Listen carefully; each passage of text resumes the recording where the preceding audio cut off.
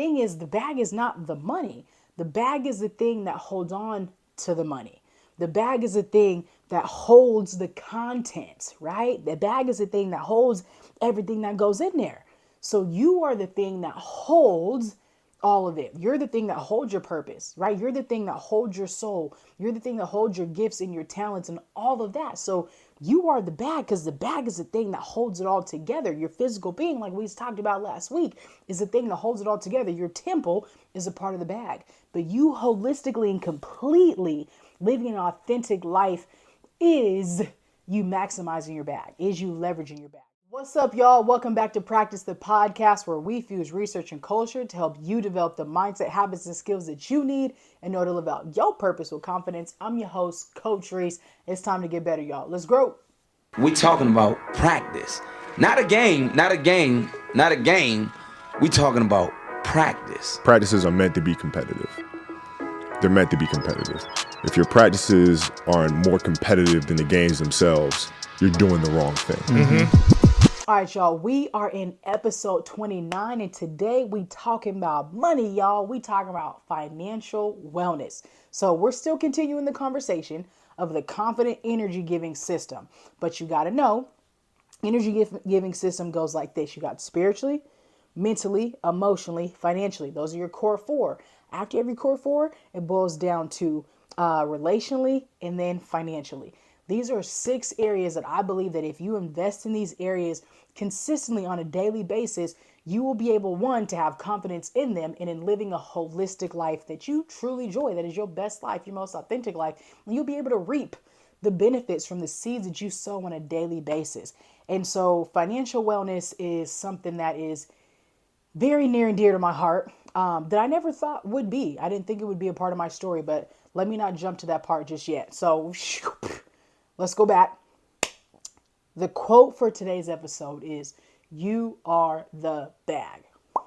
Okay, that's from yours truly. The quote from today's episode is, "You are the bag."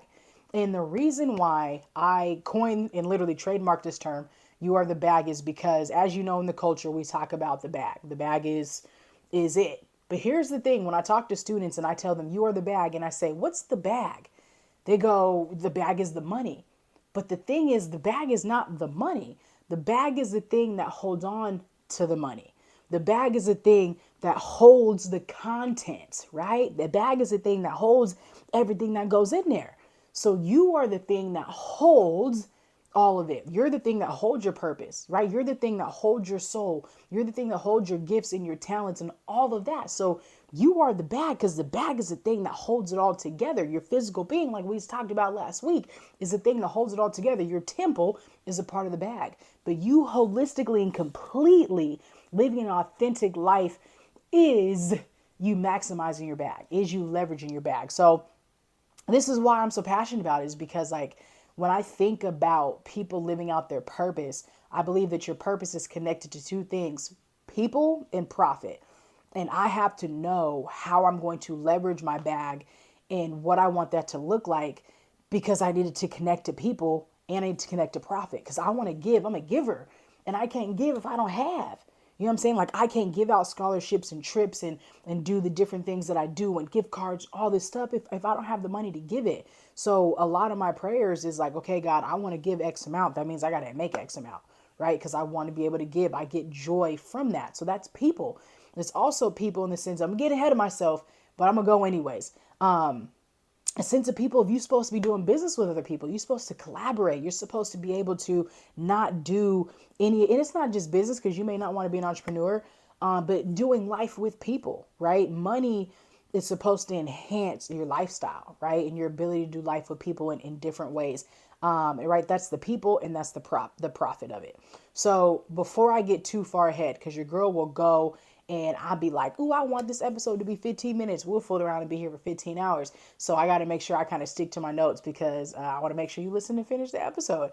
And obviously there's so much more. This won't be the last time that we talk about money. Same shameless plug. Starting next week, I'm dropping a new podcast show to go along with Practice the Podcast, but it's called Winning and Money Ain't Everything. Winning and money ain't everything, because it ain't. Your purpose is. But what we'll be talking about is money, finances, obviously behavioral psychology. When it comes to finances or behavioral finance, we'll also be talking about business, entrepreneurship, leadership, all those different aspects, and really breaking down how winning in money isn't everything. They're just a part of the equation. So make sure you follow along and look out for that.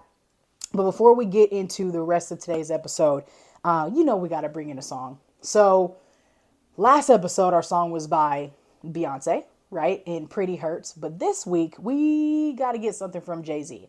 And I don't know. I probably could do a whole podcast series just based off of all of their songs, because I'm a fan of their work. But this one, though, is called Legacy, and it's off of Jay-Z's 444 album. Happen to have that joint tatted, and I know I've done some other albums or some other songs from that album as well. But when I was thinking about what song is going to help me drive this point home, what does it mean to be the bag? Like, there were plenty of songs out there. I almost went with, I probably had like 4 or 5 songs down before I stuck with this one, but none of them really hit in this way. And the reason why I love Jay-Z's 444 is because, not just the album, but the song Legacy, is because it's talking about stuff that, like, again, is new conversations in the last 2, 3, 4, 5 years for a lot of folks, especially in Black and brown communities, right? But the whole song is a vibe. Like, it opens up with Blue saying, "Daddy, what's a will?" Like, that's a big deal. How many of us have wills, right? How many of us even understand what a will and a trust and life insurance and all those different things that I'm not even going to go into right now, because that's not what this specific show is about. But stuff that's important, right? And Jay even says a line on the album. He's like, I'm giving you $1 million worth of game for $9.99. So my job with the podcast is to give you $1 million worth of game for free, like, and then all my ask of you is just to share it, and you can help me for free because I'm helping you for free. So, anyways, the dopest part about Legacy on 444 is the mindset, where Jay talks about, like, he ain't come from money, but that's not going to be the same case for his kids. And I think for a lot of us is, you may not have come from money, or you may have, I don't know, but that ain't the point, because generational wealth, for a lot of times, research shows, stops after about the second or third generation, right? Because a lot of cats fumble the bag. But in this case, he's talking about how, like, he didn't come from money, but he's going to make sure it comes from him. And obviously, if you know anything about Jay-Z, bruh's a billionaire, and they've set their kids up, and they've done different things to where their kids are owners and performing and making their own money and all those different things, which is the way, right? I don't want to say it should be, but a way that when you get something, you leverage yourself as the bag, you're able to position those people around you. We talked about this before, y'all. Same thing with Master P.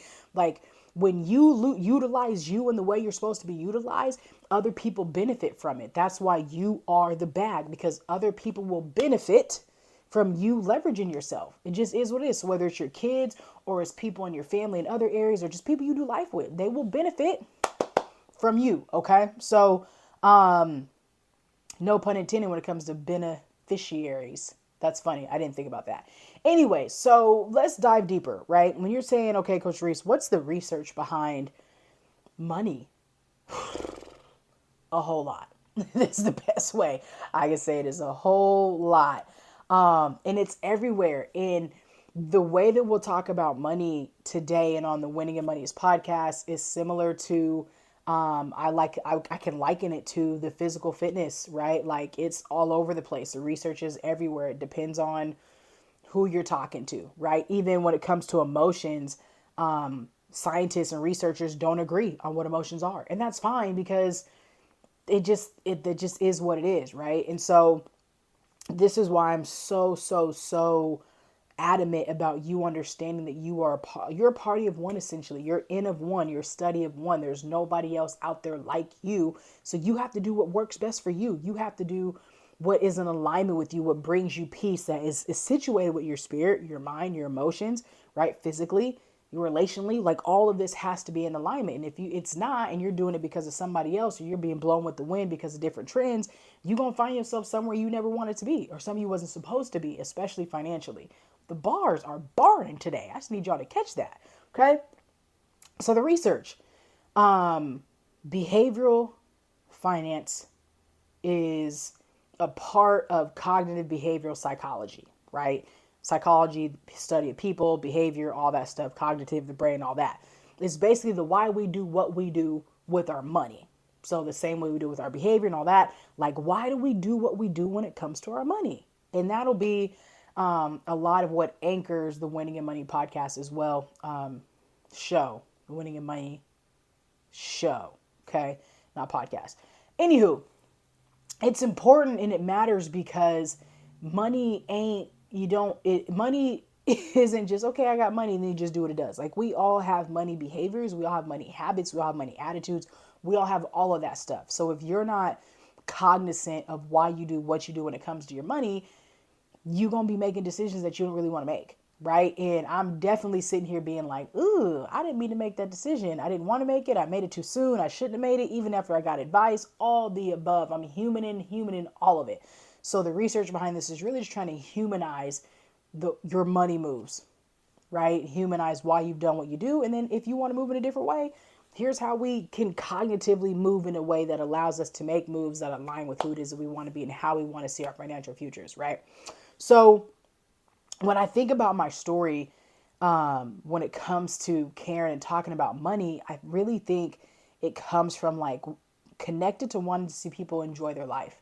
I've just always wanted to see people enjoy their life. And once I got an understanding that your purpose is connected to people and profit and giving and experiences and all those different things, I was like, yo, like there's another level and layer to this. So from an early age, I really caught on that there were certain things I got to do growing up that friends growing up didn't get to do. And because we had more funds and my mom was able to do certain things, like we could bring along people with whether it be trips and things. And we had a timeshare and we traveled all the time. My grandma was a traveler. She'd been to like over 70 countries. And so that's where I got my love for traveling from.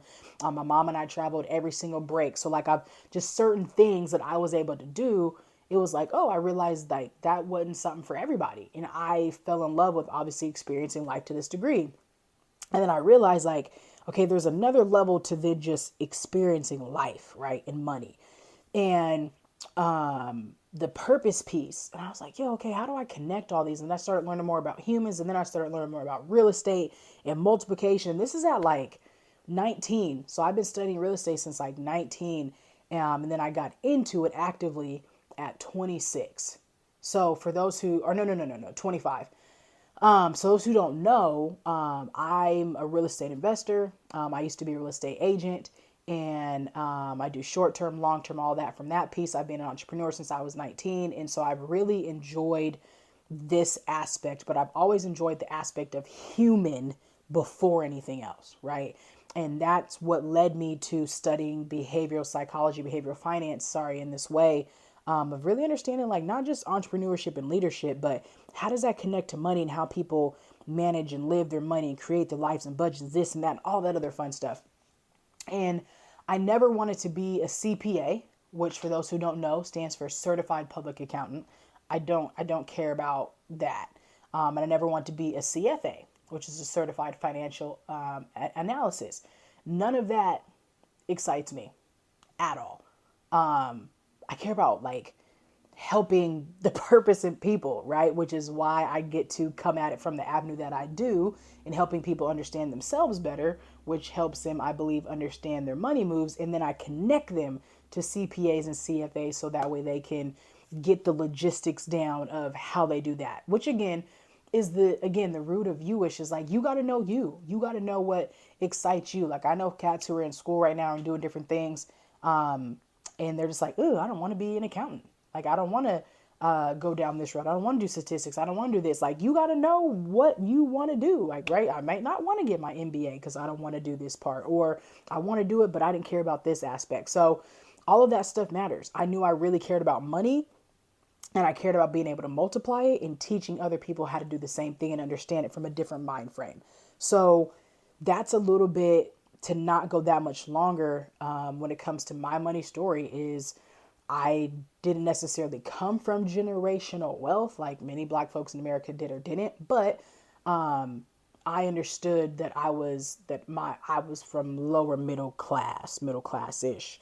to where my mom was a single mom working full time, sometimes worked double multiple jobs. My grandma was able to retire at 60, and those are the main two that that raised me.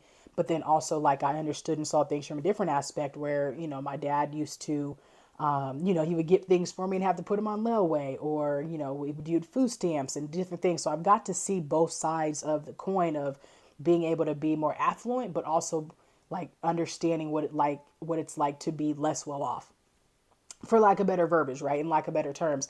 And I have an appreciation for both. I have a gratitude for both. I have a pure gratitude for being able to see the way both sides, kind of live. And I do identify as a more affluent African American human being who's be able to enjoy and experience certain things. And that's why I'm passionate about teaching other people on how they can do the same thing. And I also talk about generational freedom more than generational wealth, because I want to help folks pass down more than just money, right? How do I pass down healing, right? Or the importance of healing, the importance of character, the importance of living out your purpose and giving and all those things versus just packing down or passing down some coin. You know what I'm saying? So let's get down to it a little bit more, the meat and potatoes of it.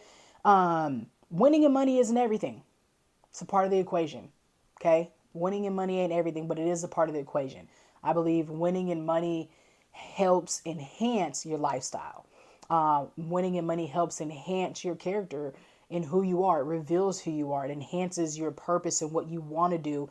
And again, you can't help nobody if you don't have anything. And so having money and having funds enhances your ability to do certain things. The other part is that there's a lot of studies out there right now that show that we are at an ultimate low when it comes to happiness. And I'm not going to dive all the way into all this right now for the sake of time, but like happiness doesn't necessarily money doesn't necessarily equal money or happiness, and vice versa. And that's often what people think is like, okay, cool, the more money I get, the happier I'll be. But the thing is, when it comes to money, it's never enough. You know what I mean? Like, you'll get something, you'll be like, ooh, I always want more, because there's always that lure of more psychologically, internally, that we feel, and just in general. And there's also a lot of cats who are millionaires and billionaires who are just unhappy. They don't like their life. They're just unhappy with it. And so I never want anybody to feel like that there's an illusion behind winning and money, and that it gives you all the things and that then you'll finally be happy. Yes, I 100% know that being able to have funds will assist in being able to take care of our basic needs. 100%. And I think that every single person deserves to have that. 100%. But they're not everything, is the reason why I'm saying that. It's a part of the equation, right? And so the other thing is, that's where I think the world is kind of twisted, right? Is because it'll show us this facade of, oh yeah, when you have these things, you're automatically happier. But like, at what cost? What are you sacrificing? And this is where I think about too, the diet and the financial world together are very similar, where you've got thousands of different people subscribing you to do it this way, do it, real estate this, 401k, IRA, do this, there's trucks and vending machines, and be an entrepreneur, don't be an entrepreneur. Like, there's so much stuff out there that you have to remember you're N of one. And so for you to be financially well depends on the life you want to live. Like, I'm not here to tell you what that means for you, because you have to identify what that means for you. What kind of life do you want to live? What is your life philosophy? What is your mission and vision in life? If you have those things, where does money come into play? Because money is a great servant, but a horrible master. If you're led by money, you're selling your soul out for money, and your purpose out for money and some coin and all that, it's going to be a bad deal. It's going to be a long ride. And I've had situations where I had to be like, ooh, am I selling myself out for some coin right now? Right? You have to be able to stand firm in your mission and vision, because money, yes, will come and go. And I understand that money does help us take care of our basic needs, because those are things that we need to help us get out of survival, literally, physically, but also survival mode from a psychological standpoint as well. And it is important for us to be able to have that. But once you have that, now you can start making in other moves and figuring out, okay, now that I've got some stability, now that I know I'm at an age where I can actually make moves and make things happen, what do I want to make happen? So financial wellness is, are you creating and living the life that you want to live? Are you allowing your money to enhance your lifestyle? Are you allowing your money to help enhance others' lifestyles? It's like for me, I'm not into designer stuff. Like I don't care for it. I'd much rather have experiences. I was looking at a Louis bag the other day, and the bag was like $5,300. I'm like, I'd much rather have the vacation than the bag to take on vacation, right? But that, like, to somebody who makes 10 times as much as me, they don't even have that conversation, right? Versus where I'm at, I'm like, nah, it's between one or the other. And to somebody else, they're like, oh, what? I wish I can. So you have to know there's levels to this. If you don't know you don't know how you want to move in this financial space, and how you want to level up, you have to be careful of who and what you're listening to, because the conversation is going to be all over the place, right? A lot of people, even that I listen to, I'm like, that ain't made for me. That ain't made for the people I do life with. That ain't made for the people that I serve, because a lot of stuff is coming from a specific demographic. A lot of it is for white men.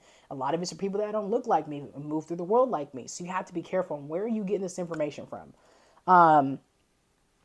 Yeah, and who are you supporting?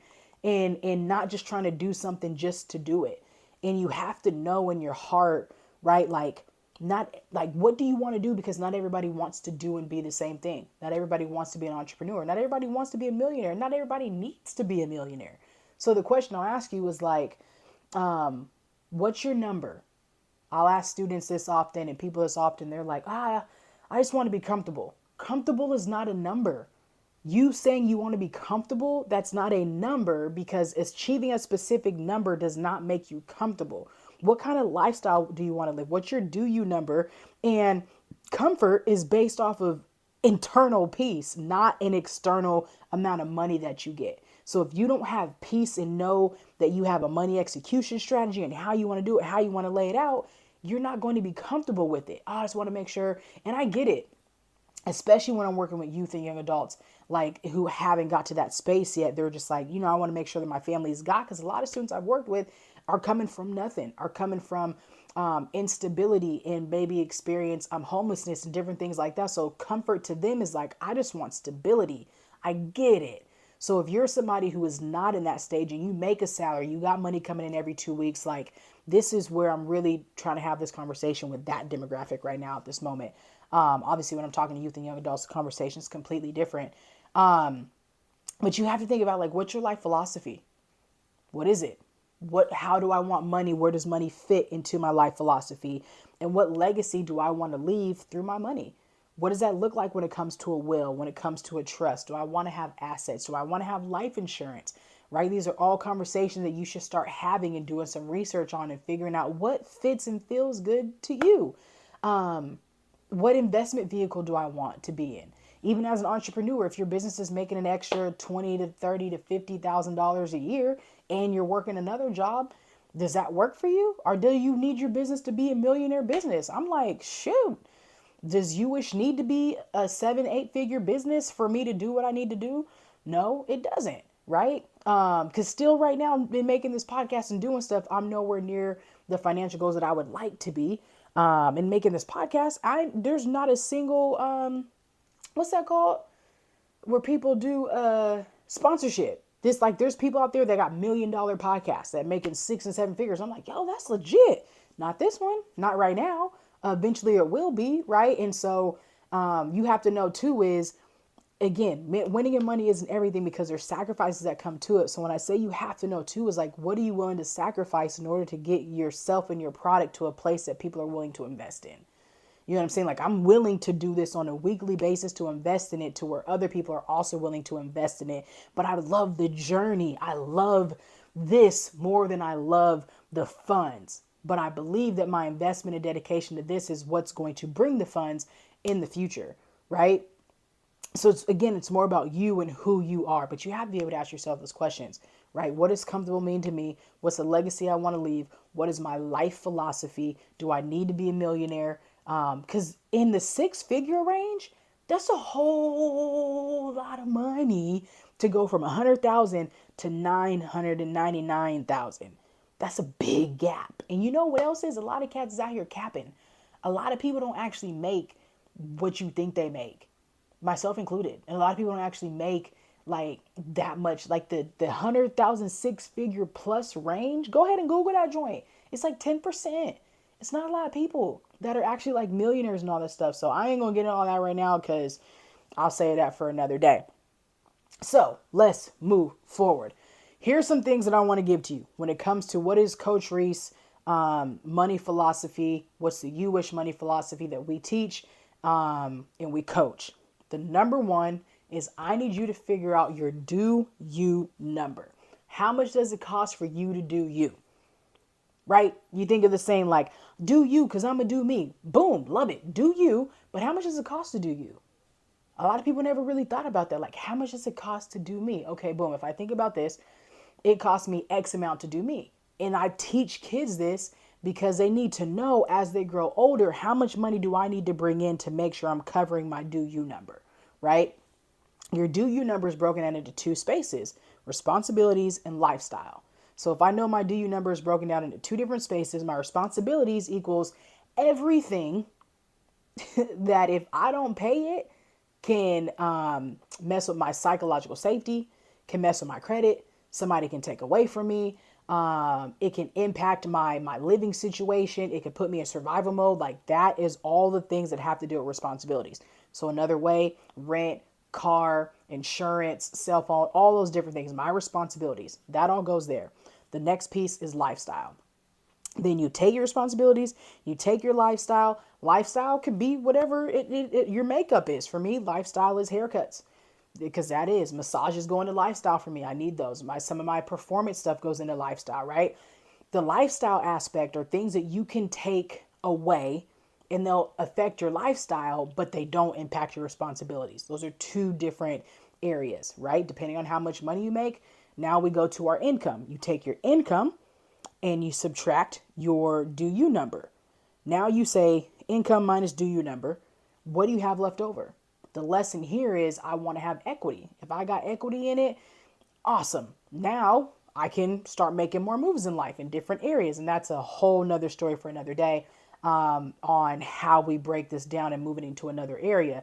The next part to that, though, is then if I don't have positive equity, I have negative equity, now we have to have another conversation because now this conversation turns into where in my lifestyle or my responsibilities do I need to make adjustments so that way I can be back even or have positive equity. Okay. So the first thing I need to think about is my do you number. How much does it cost for me to do me? And then from there, we look at my responsibilities, my lifestyles, my income. Do I have equity, negative, whatever? Boom, move on. Okay. That's the quickest way for me to explain it without going into it. But in further podcasts, I will definitely be diving into this on the Winning and Money and Everything show. So the next piece that I want to break down for you is this. Now that we kind of have an understanding of that part, I have a money execution strategy. So I don't use budget. I use money execution strategy. Reason being, a lot of folks don't like budget. It is what it is. Sometimes I'll still say it, but I want to be able to execute with my money in a specific way. The coach in me wants an execution plan. So sometimes I'll call it the execution plan or strategy plan. Here's it broken down.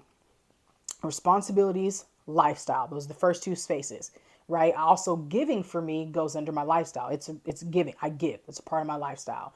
It's a part of who I am. The next piece is life happens. I use life happens versus using emergency fund because it's all about the mindset. I want to know that I'm depositing into this space, right, consistently. Then saving goes into life happens as well. And not just saving for when life happens, but saving in general because saving matters. So I think it's irresponsible to not save, like period. So you can have multiple different savings, whatever you want those to look like, but you need to be saving on a monthly basis. The next piece is happiness. Happiness is huge. Your money and the way you make money or the way you spend your money should make you happy. Money should buy happiness again because it's psychological, y'all. So not all of your ways, right? But also too, like cats be like, yes, I think rent and stuff is overpriced because it's inflation, but it just is what it is. But at the same time, like I'm grateful that I got a roof over my head. Consistently, I thank God that I can pay the bill for that, right? When I go get gas is major expensive, but I thank God that I have the money to be able to put into my tank. And I literally thank God when I fill up my tank, right? Or pay my mortgage. And though we would rather it be less, I get it. but there's still a sense of gratitude that needs to come along with it psychologically, but then also spiritually. And then the next piece though, like for the happiness piece is, now you got that stuff taken care of, you need to be spending your money, in my opinion, on things that make you happy, on things that bring you joy. Within reason, obviously within the amount that you can afford on a consistent basis that fits into your lifestyle. Sometimes that may be ice cream, cookies, it may be food, it may be going to take an adventure, it may be an experience, like whatever it may be, there should be an avenue of your funds that helps, that brings you a sense of happiness. Now, this doesn't mean that I go out and all of my money goes to just this so I can feel happiness. No, this is why I say winning and money ain't everything, right? They're a part of the equation, because you should also be living a lifestyle of happiness and joy and peace despite funds. And that's hard. Like that joint is hard. Why? Because life happens. So no pun intended with that. And again, I'm just giving a brief overview of something that I'm going to dive into further. And I've actually made videos about this too on TikTok and IG, so you can check those out as well. But this is a part of my teaching. So if you're somebody that's like, yo, I need assistance in this, obviously hit me up. That's a part of my coaching. And the last space is multiplication. Your money should be multiplying, because if you know you work a salary job, you know what you're getting. You may or may not get a bonus. It may be 1 to 2 to 3 to 4%.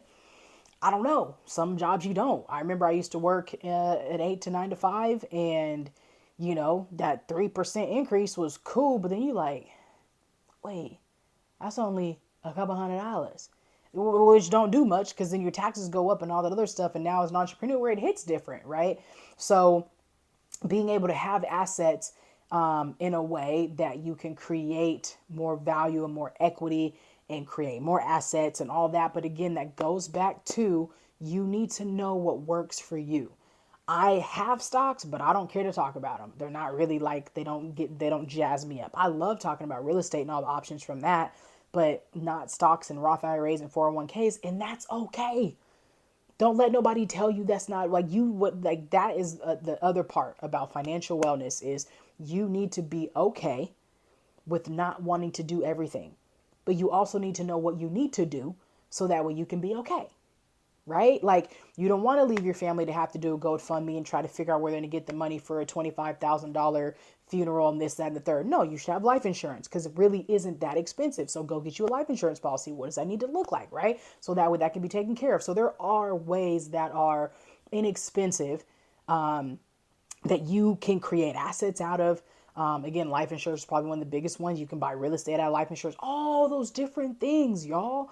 So it's really important for you to get the education that you need and to talk to somebody who feels safe enough for you to talk to about what does it look like for me to multiply my money? Because often with your job, you're not going to be able to multiply it in a way that really creates generational wealth and freedom for you, or that allows you to have that much happiness out of it, because you may be so tight responsibilities and lifestyle wise that there's not much left over to save or for happiness or to go out and buy real estate and save for that and all the other stuff like that. So figure out who you need to have the conversation with. If it's me, cool, let's have it. I can point you in the right direction. I know life insurance agencies and CPAs and CFAs and all those other things, and I can point you there and we can have it. But it all starts with you. It all starts with you, y'all. So here's the thing that I want you to do. Number one, discover your do you number. How much does it cost to do you? Do you, boo-boo, but know how much it costs to do you. Number two, I want you to create a plan, create a money execution strategy plan, right? We're looking at these 5 areas. What does it look like? Are these 6 areas? What does it look like to dive into these 6 areas? The next thing is I want you to have a conversation with your village. Have an honest money survey conversation with your village on like, what were your thoughts on debt? What's your thoughts on saving? What were your thoughts on spending? Well, like have those combos so you can be informed on why you kind of do some of the things that you do. This is a part of the behavioral psychology or behavioral finance aspect that comes into play is what we see, we usually repeat. And the last thing I want you to do is head to the website because I'm going to have some worksheets over there for you that allow you to download. And you can really like look at doing your do you number and looking at the money execution if you want to have that. But really, I want you to know financial wellness, I believe, is you being able to create and have a lifestyle. Everything is about lifestyle. The way that you live, to live out your life philosophy in a way that allows you to live out your purpose, with people, profit, but obviously though allows you to have a life of that brings you peace, not just comfort, but peace, that you can invest in these 6 areas of your life. And you can kind of do it on your terms. Another part to that is time freedom versus financial freedom, right? Like, I don't just want financial freedom, because financial freedom is, I have the money to do certain things, but I also want time freedom, right? Can you get to a space in that where you have the time to do what you want to do, when you want to do, with the folks that you want to do it, whether you work a salary job or you're an entrepreneur or not, right? Being able to have that time freedom is really irreplaceable. So financial wellness to me means me being able to execute in those specific ways. So this is just a very brief, fast overview of winning in money. And I look forward to diving into all these concepts and more, even deeper, as we go. And I start that show early July. So I appreciate y'all. I hope that this information was valuable to you. And thank you so much for rocking out with me. If you liked it, please like, subscribe, share, leave a review. Definitely tap in and send it to somebody else. But I appreciate you for being here. And I want you to remember that you are worthy of living out a life of financial wellness, and a life that you just, a life that you enjoy, right? Living life that you enjoy. I'm your host, Coach Rees. Until next time, peace.